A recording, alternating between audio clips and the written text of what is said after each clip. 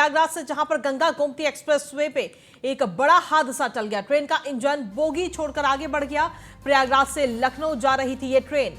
लाल Gopalganj station के पहले ये हादसा होते होते बचा है। रेलवे की लापरवाही से हादसा हो सकता था, तो ये बड़ी खबर आप तक पहुंचा रहे हैं।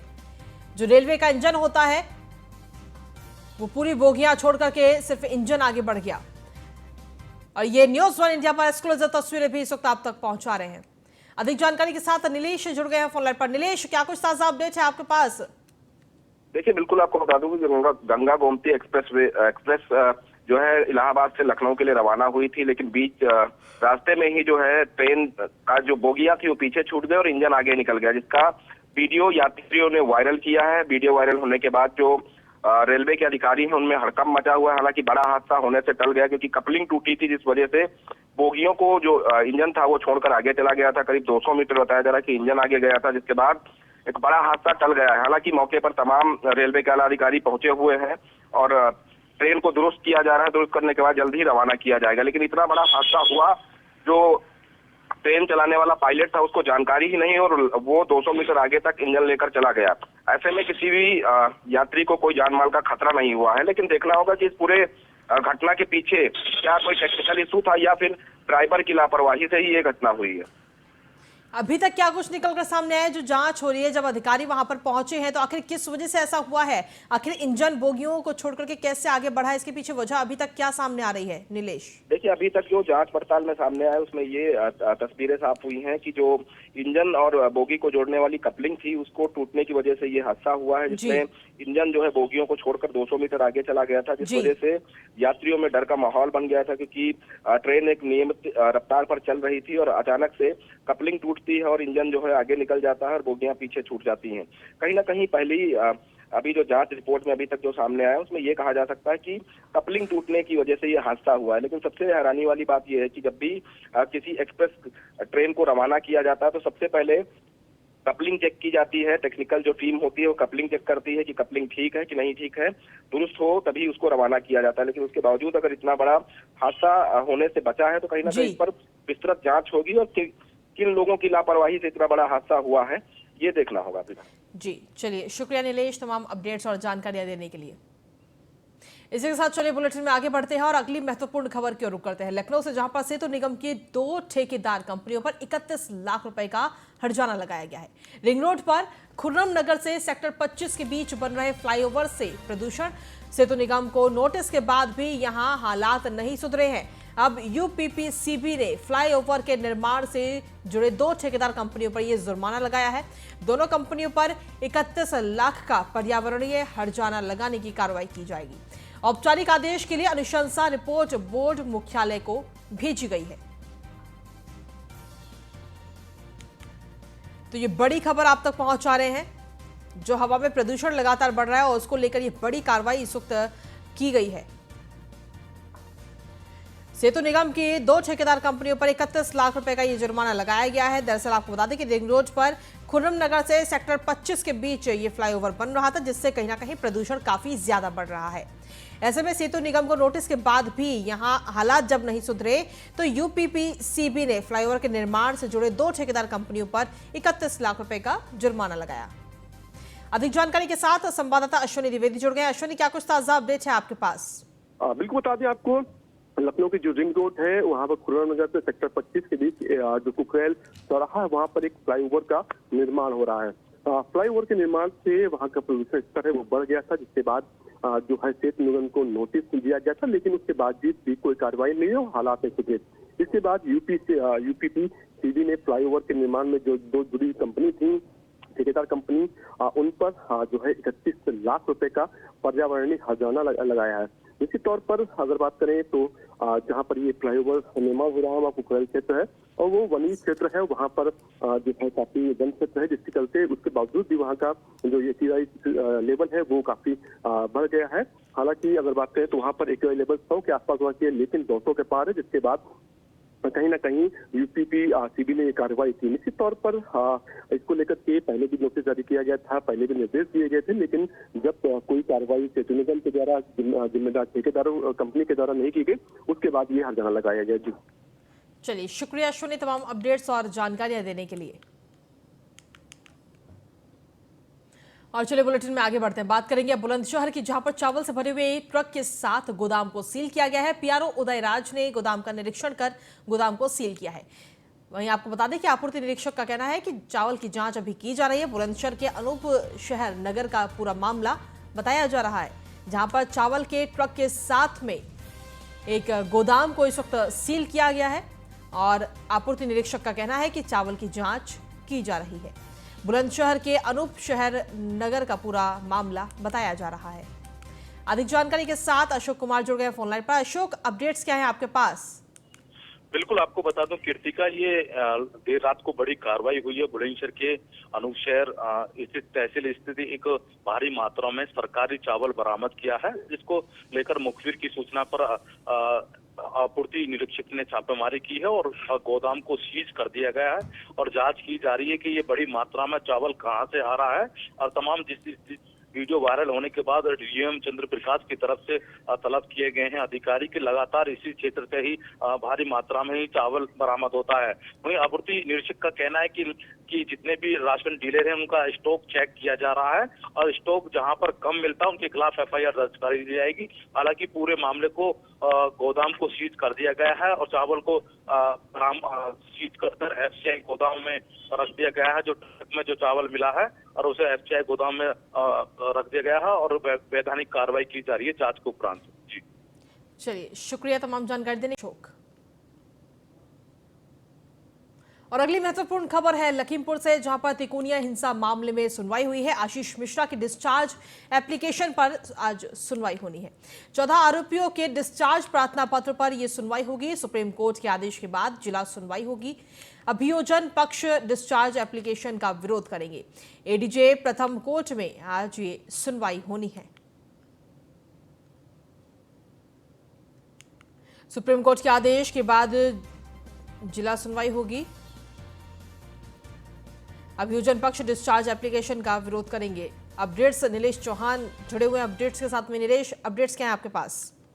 देखिए, बिल्कुल आपको बता दूं कि लखीमपुर में हुए तिकोनिया हिंसाकांड के मामले में आज एक बार फिर से सुनवाई होगी। आशीष मिश्रा की डिस्चार्ज एप्लीकेशन पर कोर्ट में सुनवाई होगी। 14 आरोपियों के डिस्चार्ज प्रार्थना पत्र पर कोर्ट में आज सुनवाई होगी। देखना होगा सुनवाई के बाद क्या कुछ निर्देश कोर्ट की तरफ से जारी होते हैं। इससे पहले अगर हम बात करें तो सुप्रीम कोर्ट के आदेश के बाद जिला कोर्ट में अब सुनवाई होगी। अभियोजन पक्ष डिस्चार्ज एप्लीकेशन का विरोध करेंगे।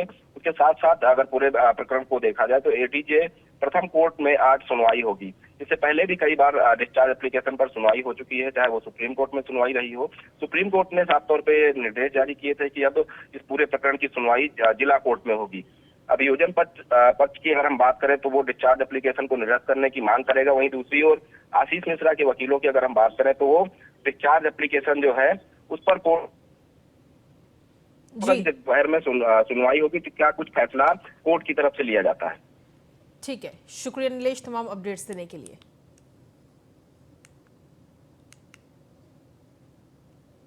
अगली खबर प्रयागराज से, जहां पर इलाहाबाद विश्वविद्यालय की वीसी की नियुक्ति को हाई कोर्ट में चुनौती दी गई है। आपको बता दें कि vice chancellor doctor Sangeeta Shrivastava की नियुक्ति को यह चुनौती दी गई है। हाईकोर्ट ने 14 जुलाई को रिजर्व किया था अपना जजमेंट रिजर्व होने के बाद कोर्ट दोबारा सुनवाई कर रही है। याचिका की पोषणीयता पर हाईकोर्ट में आज ये सुनवाई होगी। तो वाइस चांसलर की नियुक्ति को लेकर के ये सुनवाई आज होनी है। जजमेंट रिजर्व होने के बाद कोर्ट दोबारा ये सुनवाई कर रही है। याचिका की पोषणीयता पर हाईकोर्ट में आज ये अहम सुनवाई होनी है।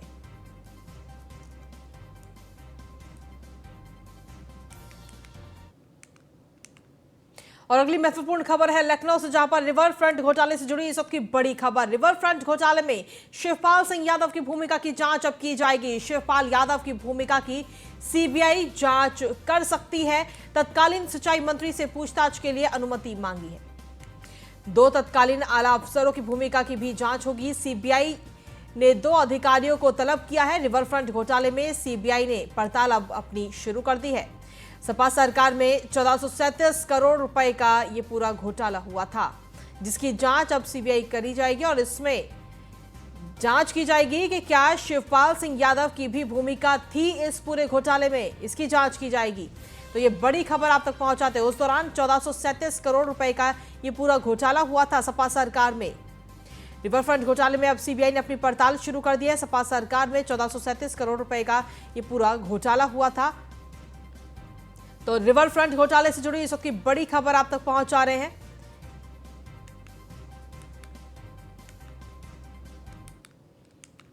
और इसी बीच इस वक्त की बड़ी और महत्वपूर्ण खबर, जहां उत्तर प्रदेश में 16 आईपीएस अधिकारियों के तबादले किए गए हैं और साथ ही 3 नए पुलिस कमिश्नरेट में आयुक्त की तैनाती की गई है। अजय मिश्रा को गाजियाबाद के पुलिस कमिश्नर बनाया गया है, वहीं प्रीतिदर सिंह को आगरा का पुलिस कमिश्नर बनाया गया और आईपीएस रमित शर्मा को प्रयागराज का पुलिस आयुक्त बनाया गया है। वहीं अशोक मुत्था जैन को वाराणसी के पुलिस कमिश्नर बनाया गया है। लक्ष्मी सिंह को नोएडा के पुलिस कमिश्नर बनाया गया। आलोक सिंह एडीजीपी डीजीपी कार्यालय लखनऊ बने। सतीश गणेश एडीजीपी डीजीपी कार्यालय लखनऊ बने। आईपीएस तरुण गाबा को आईजी रेंज लखनऊ बनाया गया है। 2000 बैच के आईपीएस अफसर हैं लक्ष्मी सिंह। आईजी लखनऊ रहते हुए उन्होंने कई महत्वपूर्ण काम किए हैं और आईपीएस लक्ष्मी सिंह ने ऑल इंडिया टॉप किया था। लक्ष्मी सिंह को प्रेसिडेंट मेडल भी मिल चुका है। मुख्यमंत्री का उत्कृष्ट सेवा मेडल भी लक्ष्मी सिंह को मिल चुका है। डीजी की प्लेटिनम और गोल्ड डिस्क भी लक्ष्मी सिंह को मिल चुकी है। तो काफी नाम है इनका। पश्चिमी उत्तर प्रदेश का लक्ष्मी सिंह को अच्छा खासा अनुभव है। मेरठ रेंज की डीआईजी रह चुकी हैं IPS Lakshmi Singh. DIG STF western UP भी लक्ष्मी सिंह रह चुकी हैं। लक्ष्मी सिंह फील्ड में जाने पर विश्वास रखती हैं, जिन्हें नोएडा कमिश्नर बनाया गया। छोटे बड़े क्राइम को खुद अपनी डायरी में लिखती हैं। लक्ष्मी सिंह को अब नोएडा की जिम्मेदारी दी गई है। देखना होगा कि आने वाले समय में नोएडा की जिम्मेदारी को वो किस तरीके से निभाती हैं। वहीं आपको बता दें कि आईपीएस राकेश सिंह को आईजी रेंज बरेली बनाया गया है। चंद्र प्रकाश को आईजी रेंज प्रयागराज बनाया गया। आईपीएस मुनिराज को अयोध्या का एसएसपी बनाया गया है। आईपीएस प्रशांत वर्मा को बहराइच के एसपी बनाया गया है। केशव कुमार चौधरी को एसीपी आगरा बनाए गए। आईपीएस शैलेश पांडे मथुरा के एसएसपी बनाए गए हैं। और इसी के साथ चलिए खबरों में आगे बढ़ते हैं और अगली खबर का रुख कर लेते हैं। अभी तक हमने आपको बताया कि 16 आईपीएस के तबादले उत्तर प्रदेश के अंदर किए गए हैं और अलग अलग जिम्मेदारियां अब उन्हें दी गई हैं। इसी के साथ खबरों में आगे बढ़ते हैं। अगली खबर है लखनऊ से, जहां पर आपको बता दें कि केजीएमयू के एचआरएएफ के दवाई बाहर बेचने के मामले में अब कार्रवाई की गई है। दवाएं बाहर बेचने के मामले में बर्खास्त होंगे 5 संविदा कर्मचारियों के खिलाफ कानूनी कार्रवाई भी की जाएगी। विश्वविद्यालय में इस मामले में बनी कमेटी की जांच पूरी हुई है। समिति आज कुलपति को अपनी रिपोर्ट सौंपेगी। जांच समिति ने आरोपी रजनीश कुमार के बयान के आधार पर 4 अन्य कर्मियों से भी पूछताछ की थी। मरीजों की यूनिक आईडी से दवाओं की हेराफेरी ये तमाम आरोपी जो हैं, 5 आरोपी, वो करते थे।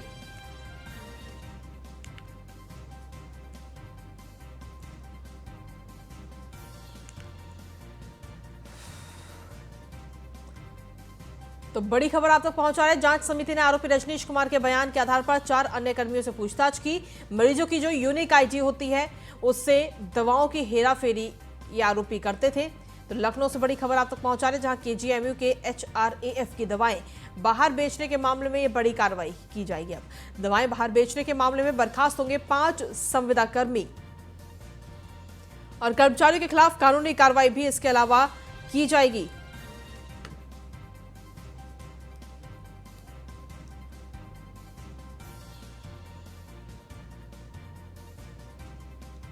समिति आज कुलपति को अपनी पूरी रिपोर्ट जो है वो सौंपेगी। और खबरों में आगे बढ़ते हैं, बात करेंगे अब लखनऊ की, जहां पर प्रदेश में माध्यमिक विद्यालयों में हो सकेंगे अब सार्वजनिक कार्यक्रम। यूपी बोर्ड के मान्यता प्राप्त एडिड माध्यमिक विद्यालयों में अब सरकारी कार्यक्रम, सार्वजनिक कार्यक्रम हो सकेंगे। सार्वजनिक कार्यक्रम एडिड स्कूलों में अब शादी समारोह भी किए जा सकेंगे। कार्यक्रम का आयोजन एडिड स्कूलों की आय बढ़ाने के लिए तैयार किया जा रहा है। 2012 में दरअसल यूपी सरकार ने सार्वजनिक कार्यक्रमों पर रोक लगा दी थी।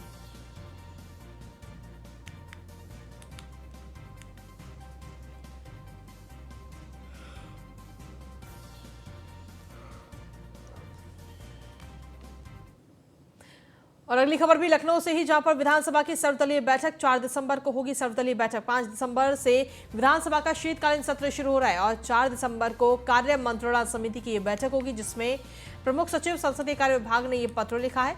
सभी मंडलायुक्त और डीएम को ये पत्र लिखा गया है। विधानमंडल सत्र के दौरान मंडल और जिला समितियों की ना बुलाएं बैठक। संसद सत्र के दौरान भी कोई बैठक ना बुलाई जाए और सदन की कार्यवाही 3 दिन के लिए स्थगित हो तो बुलाई बैठक।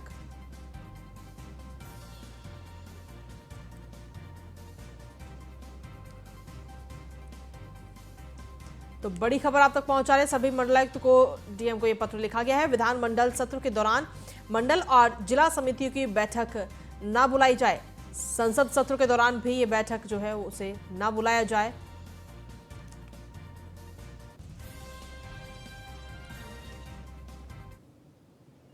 और महत्वपूर्ण खबर है लखनऊ से, प्रदेश के सभी थानों में सीसीटीवी लगाने की प्रक्रिया इस वक्त शुरू कर दी गई है। प्रदेश भर में थानों के चप्पे चप्पे पर नजर रखी जाएगी।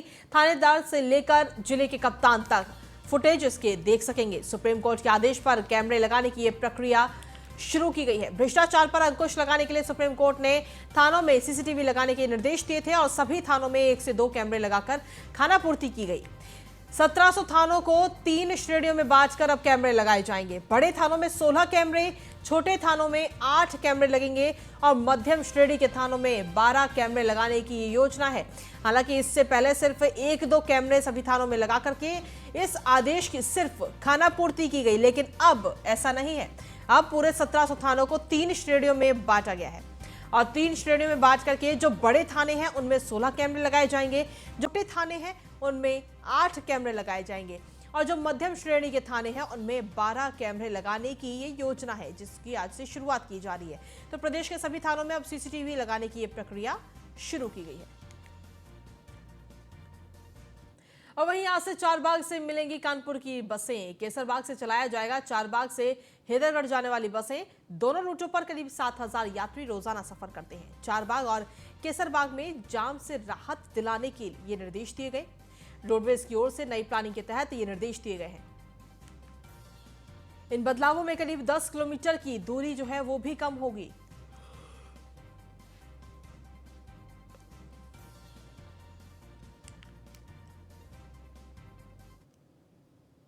और लखनऊ में बिजली कर्मचारी आज से अनिश्चितकालीन कार्य का शुरू करेंगे बहिष्कार। पावर कॉर्पोरेशन प्रबंधन से वार्ता असफल होने के बाद ये निर्णय लिया गया है। बिजली अभियंता, अवर अभियंता के साथ अन्य कर्मचारी भी कार्य का बहिष्कार करेंगे। बिजली सप्लाई पर आंदोलन का कोई असर हालांकि नहीं होगा। बिजली सप्लाई और ग्रिड के कामों में अभियंता नहीं करेंगे कार्य का बहिष्कार।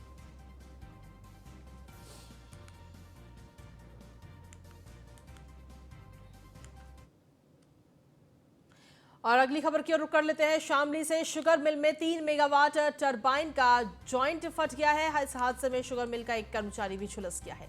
घायल कर्मचारी को अस्पताल में भर्ती कराया गया। हादसे के बाद शुगर मिल को ठीक कराया गया है। शामली नगर के दोआब शुगर मिल का ये पूरा मामला है।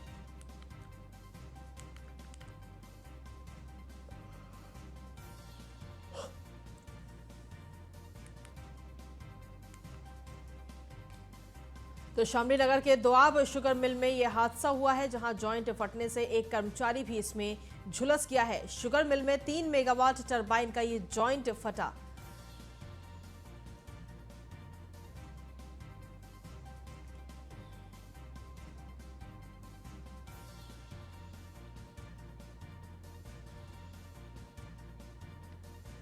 तो बड़ी खबर आप तक पहुंचा रहे हैं।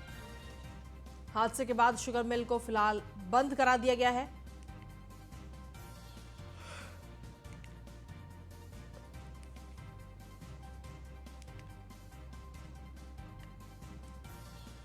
अधिक जानकारी देने के लिए अमित मोहन जुड़ गए हैं फोन लाइन पर। अमित, क्या कुछ ताजा अपडेट्स हैं आपके पास? जी, मैं बता दूं आपको कि एक बॉयलर फटा है 3 मेगावाट का, जिसमें कि एक आदमी उलझ गया। उसमें इतना झुलस गया कि उसको शामली से करनाल रेफर किया गया।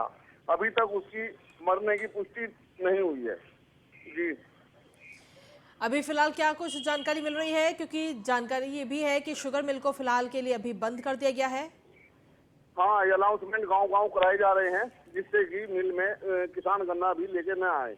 और मौके पर जो है इसको ठीक करने के लिए भी इंजीनियर बुलाए गए हैं बाहर से। जी चलिए, शुक्रिया तमाम जानकारी देने के लिए अमित।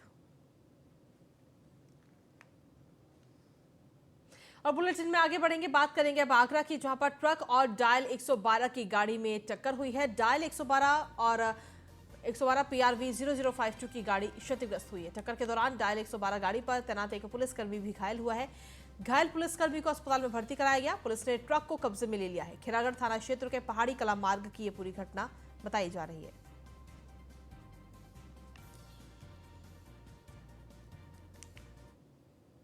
तेज रफ्तार कार ने बाइक को टक्कर मारी। आगरा से यह हादसा सामने आया और इस सड़क हादसे में एक युवक की दर्दनाक मौत हो गई है और दो की हालत गंभीर बताई जा रही है।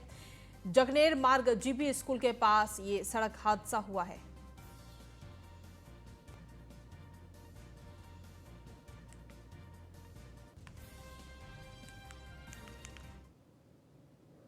अगली खबर मेरठ से, तेज रफ्तार ट्रक ने बाइक को टक्कर मारी। सड़क हादसे में एक की मौत हो गई है, एक व्यक्ति घायल बताया जा रहा है। बाइक चला रहा युवक घायल है, गंभीर रूप से घायल हुआ है और घायल युवक को पुलिस ने अस्पताल में भर्ती कराया है। TP नगर थाना क्षेत्र के ऋषि नगर का यह पूरा मामला है।